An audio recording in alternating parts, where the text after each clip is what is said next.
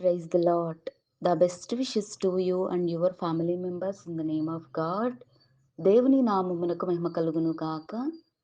దేవుని నామం పేరట మీకును మీ కుటుంబ సభ్యులకును శుభాభివందనములు. ఈరోజు దేవుని వాగ్దానం. Today God's promise. ఎవని గర్వము వానిని తగ్గించును, వినయ మనస్కుడు ఘనత నందును. సామెతలు గ్రంథం 29వ అధ్యాయం 23వ వచనం. One's pride will bring him love, but he who is lowly in spirit will obtain honor. The book of Proverbs chapter 29 verses 23. క్రీస్తునందున్న ప్రియమైన సహోదరి సహోదరులారా, ఈ ఉదయకాల సమయమున దేవుడు మనందరితో తెలియచేస్తున్న మాట చూడండి. భక్తుడైనటువంటి సొలొమోను గారు దేవుని యొక్క నామమును బట్టి, దేవుని యందు భయభక్తులు బట్టి తాను తగ్గించుకొని దేవుని యందు వినయముగాను విధేయతగాను సాగిలపడి దేవునికి ప్రార్థిస్తున్న వ్యక్తి.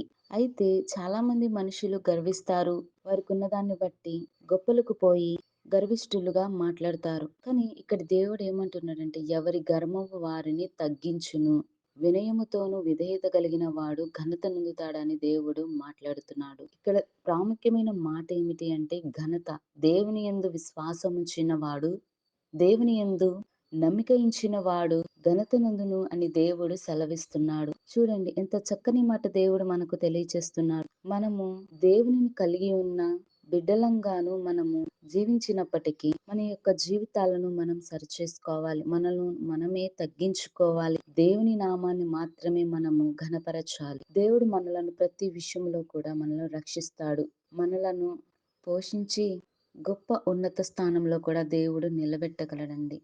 అందుకే ఎవరి గర్వము వారిని తగ్గిస్తుంది. నాశనమునకు ముందు గర్వము నడుస్తుందని దేవుడు అంటున్నాడు. కనుక గర్వమును విడిచిపెట్టి, అసూయలు ద్వేషములను విడిచిపెట్టి, దేవుని యందు వినయముతోను విధేయత గల వారమై జ్ఞానము కలిగి నడుచుకునే వారముగాను నీవు నేను మనమందరము ఉందుము గాక. ప్రార్థన. మహోన్నతుడా, మా ప్రియ పరలోకపు తండ్రి, నీ పరిశుద్ధమైన శ్రేష్టమైన పాదములు బట్టి నీకే స్తుతులు స్తోత్రాలు తండ్రి.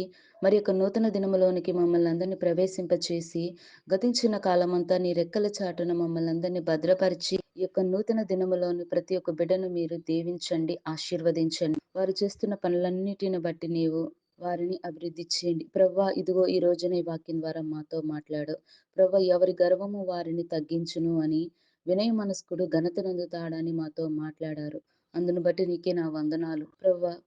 తమను తాము తగ్గించుకుని అట్టి గుణమును ప్రతి ఒక్కరికి సహాయము దయచేయండి ప్రవ్వా. నీ యందు వినయముతోను భక్తి కలిగి, నీ యందు విశ్వాసము కలిగిన వారముగాను మేము జీవించేలాగున సహాయము దయచేయమని యేసయ్య నామమున ప్రార్థిస్తున్నాను తండ్రి.